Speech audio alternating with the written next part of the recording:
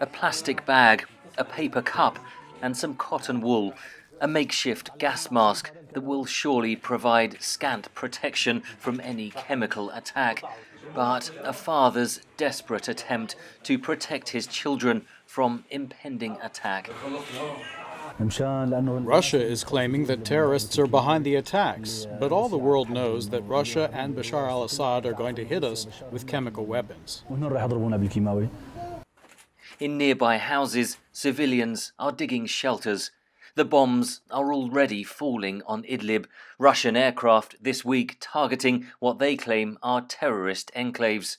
2.9 million people live in Idlib province, the last stronghold for Turkish-backed rebel forces and rival anti-Assad groups. All part of Syria and Russia's long-term strategy, says analyst Orton.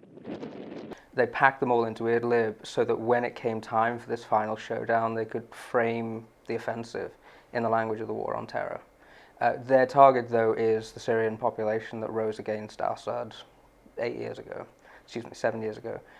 The aim is to finish off the rebellion and to re-establish total control of the country. The United Nations warns of an impending humanitarian catastrophe. That's why our appeal, if I may, to President Putin and to President Erdogan to talk and go beyond perhaps technical discussions and find a solution.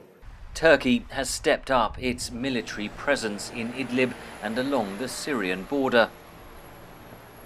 It does bring this confrontation because the Russians have been able to so far have allies in, or have good relations with, Iran and Assad in Damascus, with Israel and with Turkey. Now they're made to choose between two partners in Turkey and Assad and Iran in Idlib.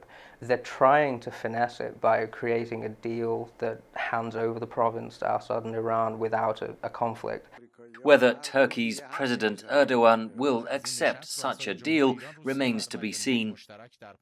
If Turkey could be sure that the PKK wouldn't come into Idlib, there's a chance they would do that. And if they weren't going to be flooded with refugees as well, they may well go for something like that.